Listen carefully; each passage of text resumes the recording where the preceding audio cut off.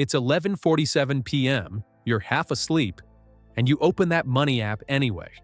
You see a number like $103,412 or $248,900, and you just stare at it. You thought it'd feel different. So why do you feel, basically the same? And then your brain does that annoying thing where it turns a win into a problem. Is this good? Am I behind? If I lose it, am I cooked? If you've had that moment, you're not weird. You're just realizing something most people miss.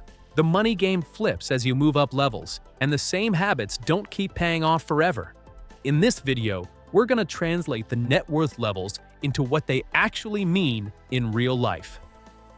First, we'll decode what each milestone buys you in safety, freedom, and leverage. Then we'll talk about the traps that keep people stuck at each level.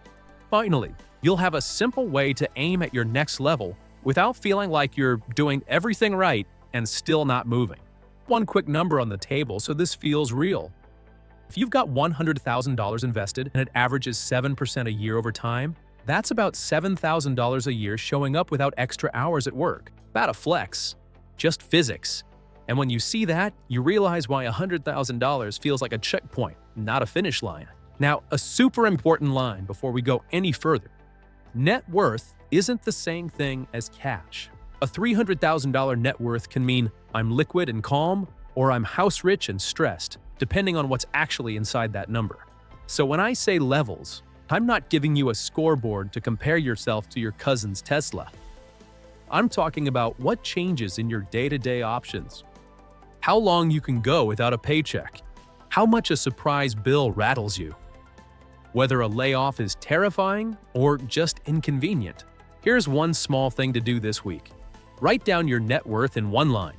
Then right under it, write your liquid net worth.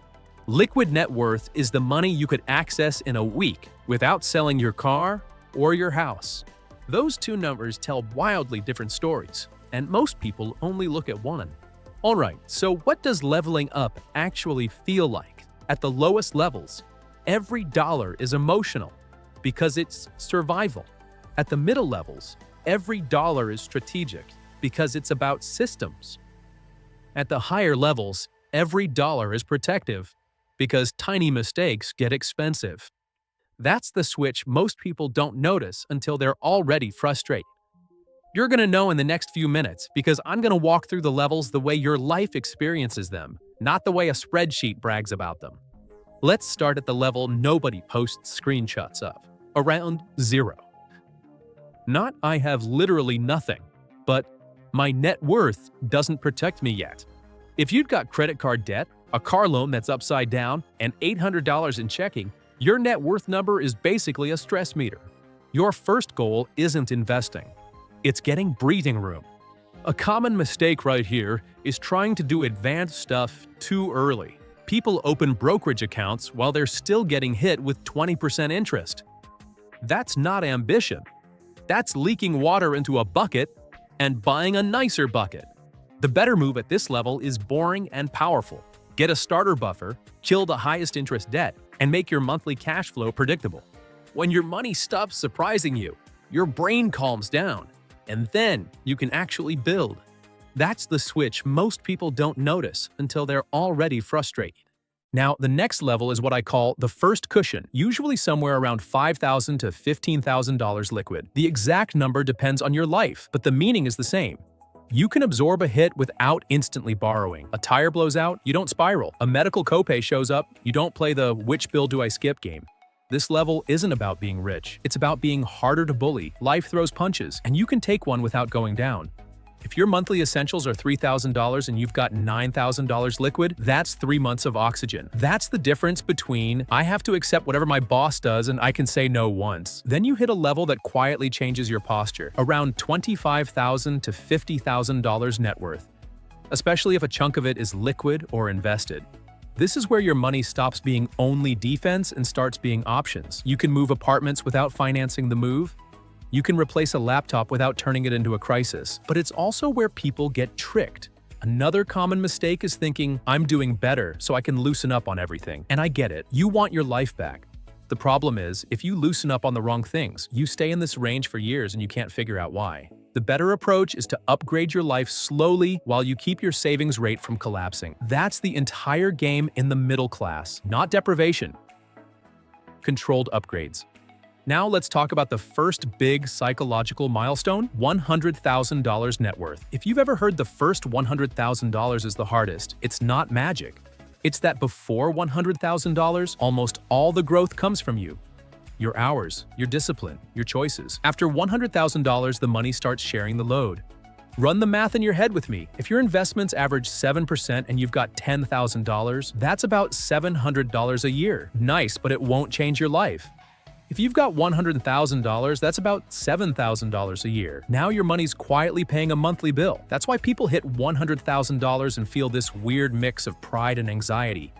You've got enough to matter, which means you've got enough to lose. The stakes finally feel real. At $100,000, the meaning isn't "I'm set." The meaning is, I've built a machine, and now I've got to keep it running. Here's where the game flips for a lot of people.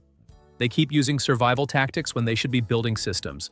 They obsess over a $4 fee while ignoring a career move that'd add $10,000 a year. So if you're around this level, ask yourself a blunt question. Is your focus on tiny leaks or big pipes? Because big pipes are what move you to the next tier. Now we slide into the range that's way more common than people admit, $100,000 to $250,000. This is the awkward middle where you've got momentum, but you don't feel secure. Market drops feel personal. A 10% dip on $200,000 is $20,000 on a screen, and your brain starts acting like you got robbed. The best thing you can do here is separate volatility from danger. Volatility is normal movement. Danger is being forced to sell at the wrong time because your cash buffer is thin or your debt payments are brutal. That's why, in this range, having a real emergency fund matters more than having a hot stock tip. If your essentials are $4,000 a month, then $12,000 to $24,000 in cash is the kind of boring that keeps you from making expensive emotional decisions. Before Friday, set up one automatic transfer that happens every payday, even if it's $50. The amount matters less than making it default, because consistency beats motivation every single time. Now let me tell you a quick story you've probably seen in real life. Two friends are both 33, both make around $90,000, both have about $120,000 net worth. Friend A gets raises and upgrades everything immediately: new car payment, nicer apartment, more subscriptions. Nothing crazy, just a little more every time. Friend B upgrades too, but slower. When income rises, most of the increase goes to investing and debt payoff, and only a slice goes to lifestyle. 5 years later, friend A is at maybe $170,000 net worth and feels like they should be further. Friend B is at $320,000, and it feels like it happened out of nowhere. It didn't happen out of nowhere. It happened because friend B kept their savings rate from getting mugged by lifestyle creep, and this is where people hate hearing it, but it's true. The easiest way to build net worth in the middle is to keep your lifestyle one step behind your income, not 10 steps behind. Now we're at the level where the math starts getting loud, around $250,000 to $500,000 net worth. This level means you're not just saving, you're compounding. A 7% year on $300,000 is about $21,000. On $500,000, it's about $35,000. That's why this range can feel like it speeds up, even if you don't do anything new. But it can also feel like you're walking a tightrope, because the numbers swing more. A bad year might knock you down 15% on paper, and suddenly you're staring at a drop that's bigger than your first car cost. That's why your job here is mostly not to do something brilliant. It's to not do something stupid. The big dumb mistakes in this tier are usually the same few things: panic selling, chasing a guaranteed return that's actually a scam, or taking on a giant fixed payment that kills your monthly investing. And there's a sneaky one: letting your money sit in cash because you're scared of being wrong. Cash feels safe, but over a decade it can quietly steal your purchasing power. If your money grows at 1% and prices rise faster than that, you're moving backward in slow motion. Your timeline might look different, and that's fine. Now, what does $500,000 actually mean? It means you've got real insulation. Not invincibility, but insulation. Your investments can have a strong year that rivals your annual contributions. That's wild when you think about it. You can have a year where the market does more for your net worth than you did. At this level, the questions start changing. Instead of "how do I save more?" it becomes "what am I investing in and why?" Instead of, can I afford this? It becomes, what does this cost me in future freedom? Because every new recurring expense isn't just a bill, it's a chunk of your future that has to work longer.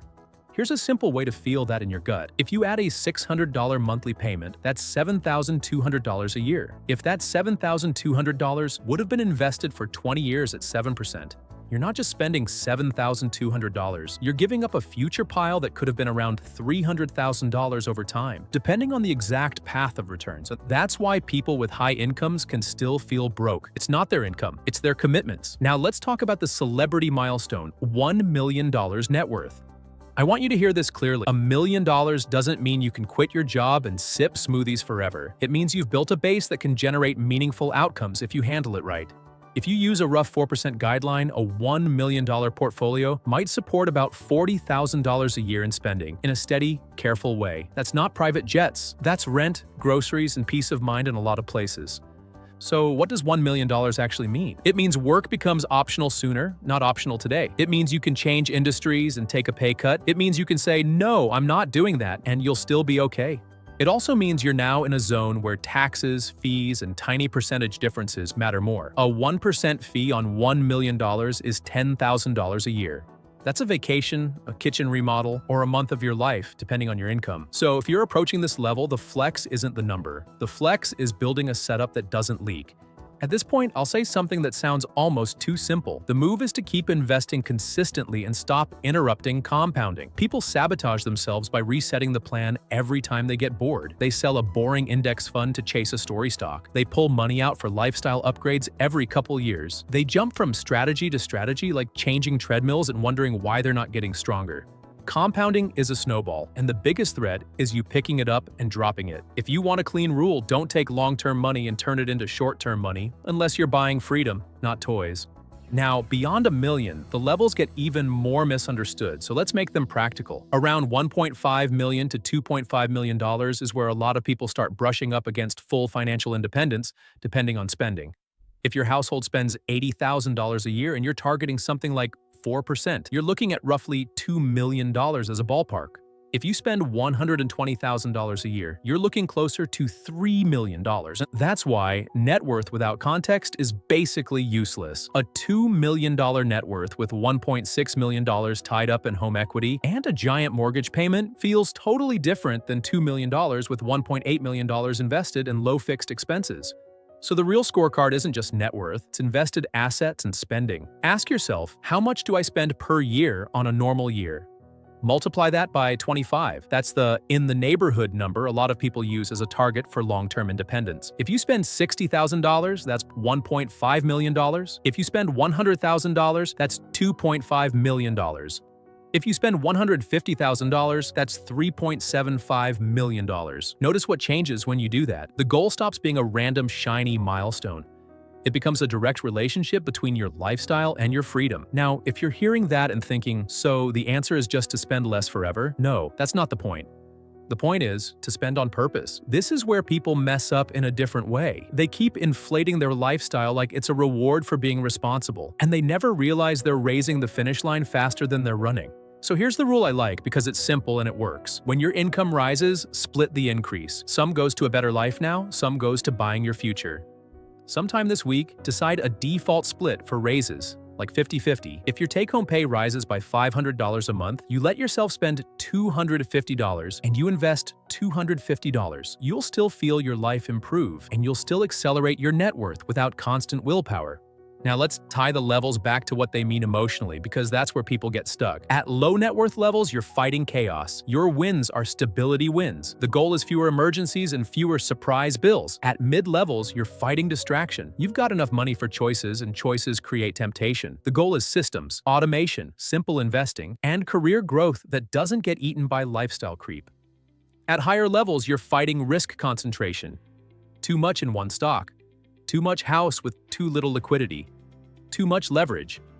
The goal is resilience, diversification, lower fixed costs, and fewer forced decisions. And here's the part that sounds harsh but saves people.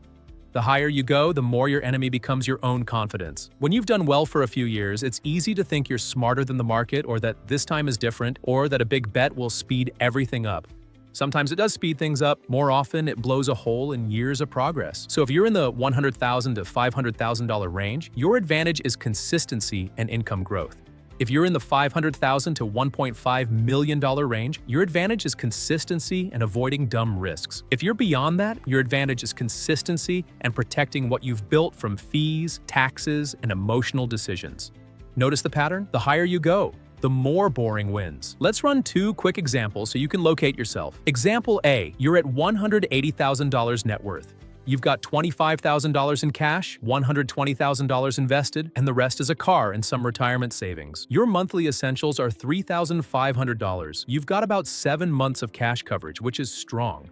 Your next lever is simple. Raise your monthly investing over time. If you can invest $1,000 a month and your invested pile averages 7%, you're stacking roughly $12,000 a year in contributions plus whatever the market does on your base. In 5 years, you're not hoping to be higher. You're very likely in a different Example B, you're at $650,000 net worth, but $450,000 of that is home equity, and you've got $80,000 invested with a $4,800 monthly mortgage. On paper, you look ahead of a lot of people. In real life, you might feel tight. Your move isn't to obsess over the number. Your move is to build liquidity and investable assets so your wealth can actually do something besides sit and drywall.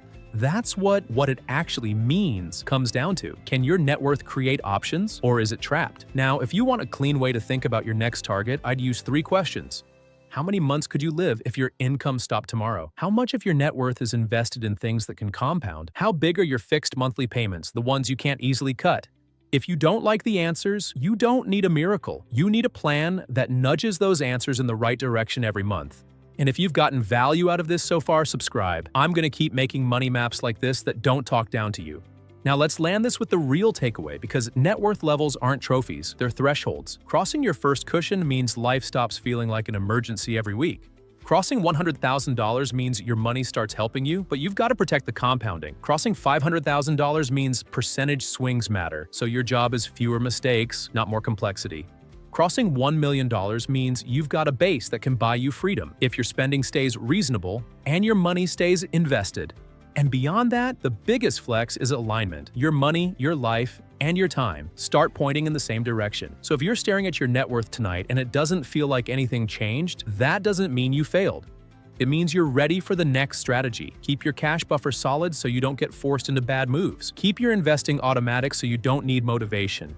Keep your lifestyle upgrades intentional so you're not accidentally buying a longer work life. And keep your eyes on the version of rich that's actually about time, not about looking expensive. You're not late. You're learning the rules people never say out loud. Stay steady, keep building, and make your next level inevitable. Subscribe, and I'll see you in the next one.